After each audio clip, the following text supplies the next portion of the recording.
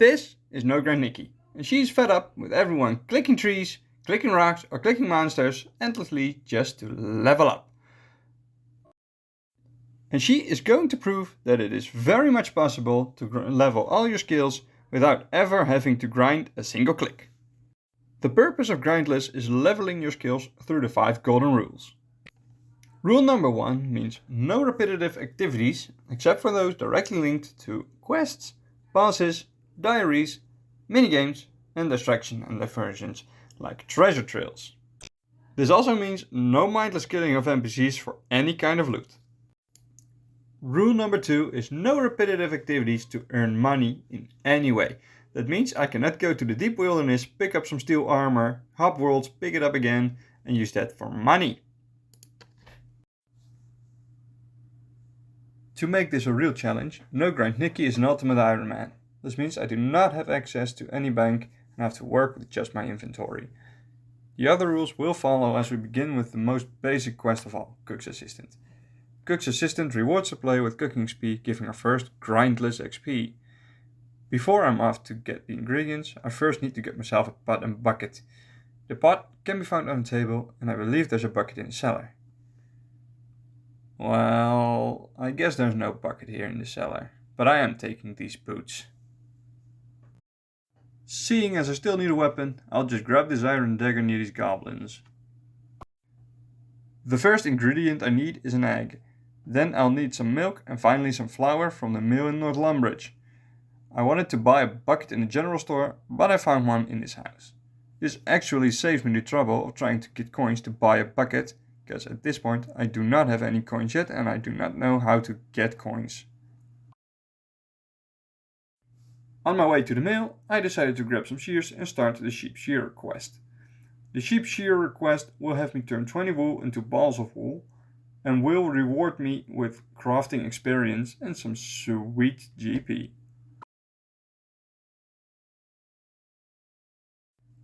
This is also a great moment to talk about rule number 3. I can only do activities with a 100% certainty of a specific drop or reward and only for the exact amount I need. That means I can shear exactly 20 sheep, turn exactly 20 wool into balls of wool, because that's exactly what the quest requires of me.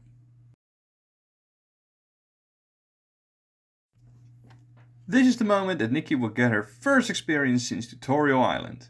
The quest is completed and we get 300 cooking experience.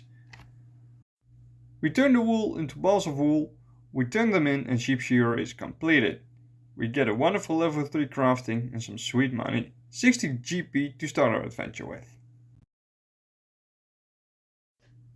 I start the rest of the ghost quest because we'll need it later on for other quests. God, I almost forgot to turn off auto retaliate. Can't have XP from attacking NPCs now, can we? I've always wondered where he's going. There has to be a joke in here somewhere. Something with keeping his head on straight? I don't know. This actually gives us some nice experience. At level 9 we can use all the first tier prayers for fighting, which is a nice bonus. For the next quest I decided to go for Mystery Mystery. This quest rewards the player with an experience lamp. I aim to gather a few more before the end of the episode, so I can get a head start on any given skill.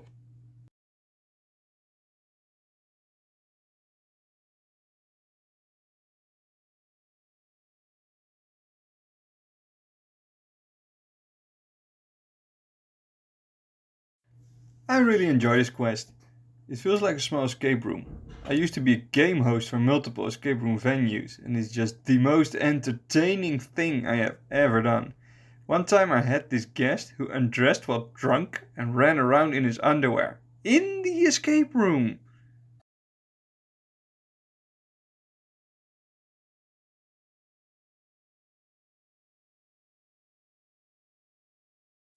While we are watching Niki get traumatized for life, I think it's time to talk about the last 2 rules. Rule number 4. All activities that are linked to transport are allowed. This means agility shortcuts and teleport spells. Note that this does not mean cast Camelot teleport for hours on end. And last but not least, Rule number 5. All activities that serve a specific purpose are allowed once.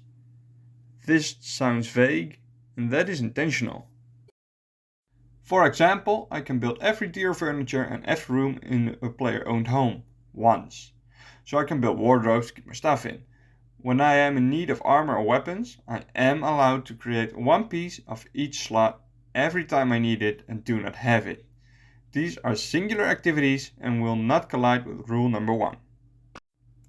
This also means I am not allowed to make ammo through fletching, because this is not a one-time activity and this would collide with rule number 1.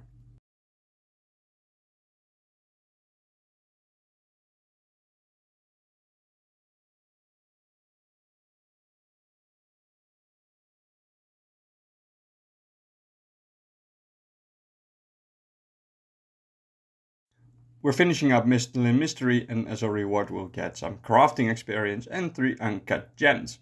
Because we can't cut them yet, we will just sell them back in Lumbridge. Apparently, Count Check will give you a lamp if you talk to him if you meet the requirements. I thought he only did it as a random event, so that's my first lamp. Before I go sell these gems, I will claim my runes. I will probably need them later on anyway.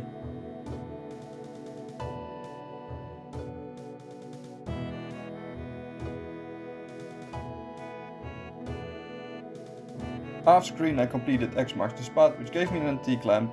I am saving it until I have a few more, and then I'll use them collectively on one skill.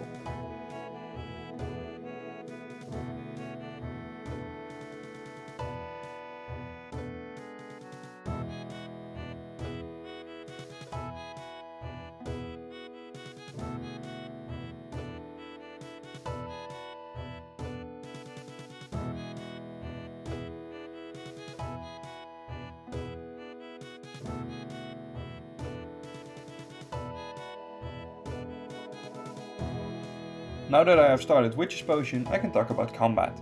For this quest I'll need burnt meat. Now there are several different ways to get some, including picking up cooked meat from the table in the long hall in Barbarian Village. But, because killing a cow is now directly related to a quest, Witch's Potion, I can go get the meat myself. There are cows in the crafting guild, so I'll just head there right now.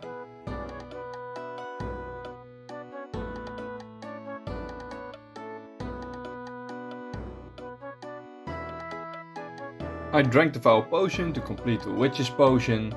That gives me some magic experience, putting me at level 4 magic.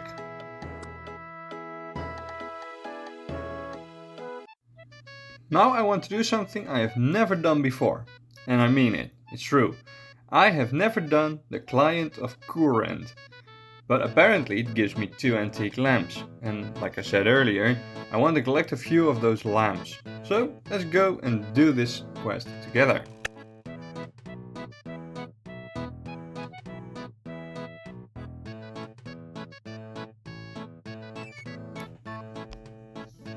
Welcome to Great Nogrind, the big island on the west of Gillinor. This is one of the few times I've ever been here in all my life playing RuneScape. Seeing this whole island, I've been only to 2 regions I believe. One is up here in the volcano for some sulfur lizards, and I believe I've been at the Dark Altar, which should be somewhere around here I believe.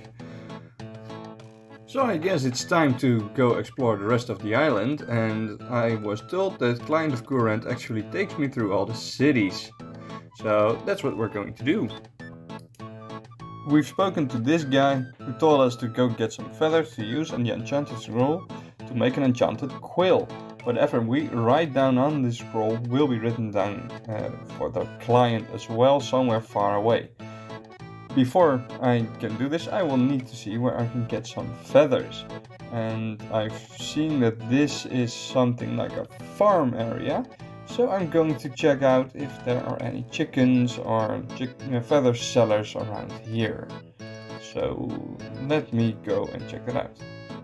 And while I'm doing this, I'm actually getting a genie. That's perfect. I was already looking for a lamp, so So apparently there are no chickens on that whole friggin' island, so I just went back to Lumbridge to kill this chicken and take his feathers. I have to get them somewhere, and this was just an easy way to get me some extra defense experience.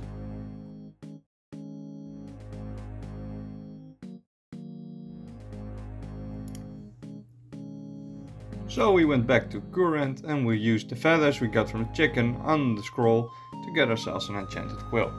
Now we have to go to all the general stores on the island to speak with the owners and learn more about Nogrind. And we'll start at Port Piscarilius.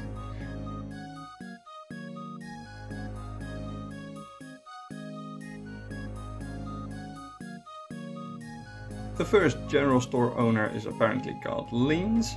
She is the general store owner here in Port Piscarilius, and she can tell us that they are pirates and fishermen, and apparently this is the only place in RuneScape where we can get anglerfish. I never knew where those came from, but apparently we now know. That's why you do these quests, to learn about the regions you're visiting. We're jotting everything down, and apparently the last one didn't rhyme, and now she's upset. Alright, the next stop is Arceus. This is Regath. He is the second general store owner we are going to speak with, and he's probably going to tell us something about the library here in Arceus. It's apparently a big thing on this part of the island, and I'm not sure if it qualifies as a mini game or a distraction and diversion, so I do not know whether or not we can make use of the library. I will come back to this.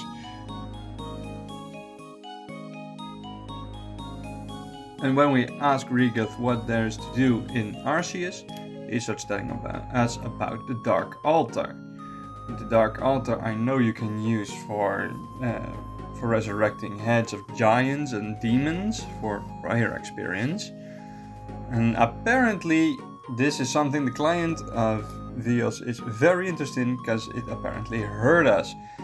This does not bode well for the future, I have to say. I expect that the quest is going to go on further from this point, and probably has some quests that go on further from this as well. This is Munty, and he's a general store owner in Lovakensh. However, I have to pronounce that. And apparently he's a dwarf, which would probably mean this is the mining and smithing area for Great Nogrind, which would kind of make sense, seeing all the lava could be used for smelting.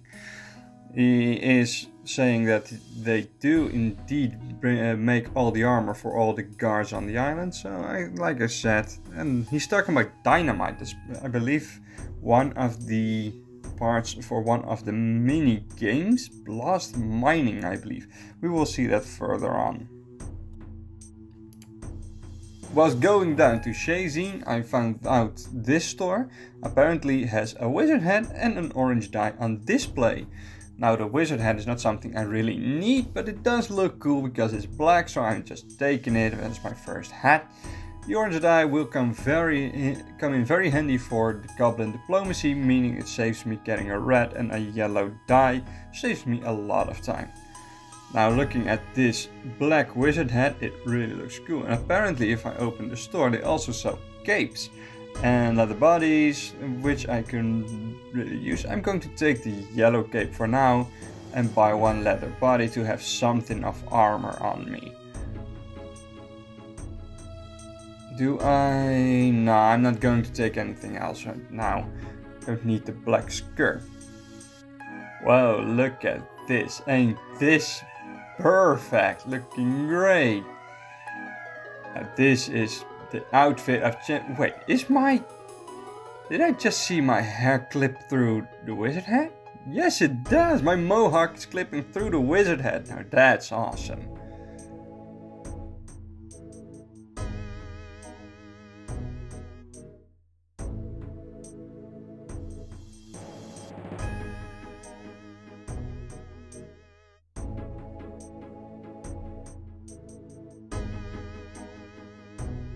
Now that I'm in the Shazin general store, I will talk to this woman Jennifer, and we'll ask her what's to do in Shazin.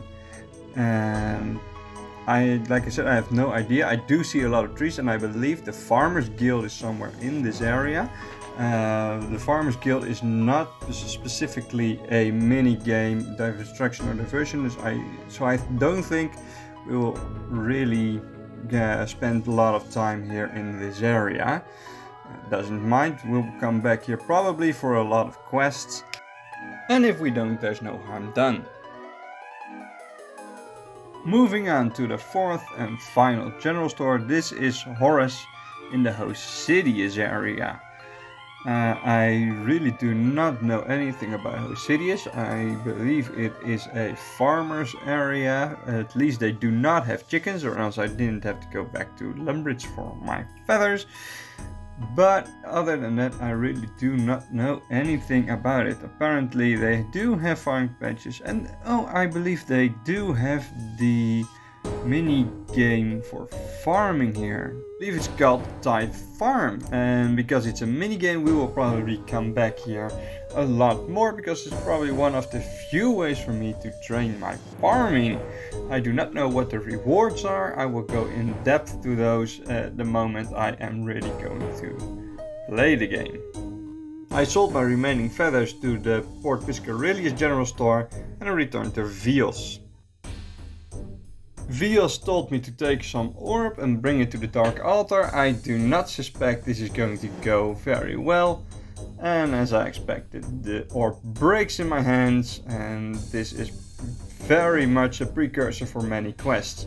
So don't spoil it for me. I am going to do the quest in Courant, just not right now, because I really want to make a base experience first.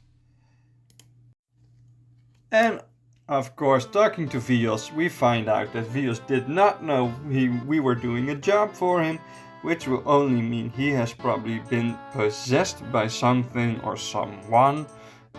Case in point right here. And the client of Vios is the person we were talking to all along.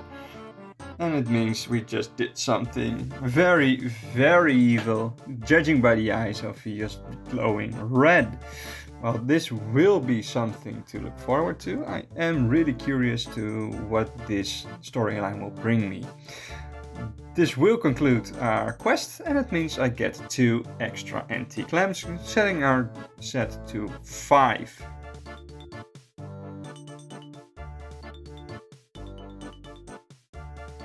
Next episode we will see what we're going to do with those lamps, probably put them in a combat skill. For now, this has been the first episode. I am Nunchuckers, and you have been watching Grindless. Thanks, goodbye.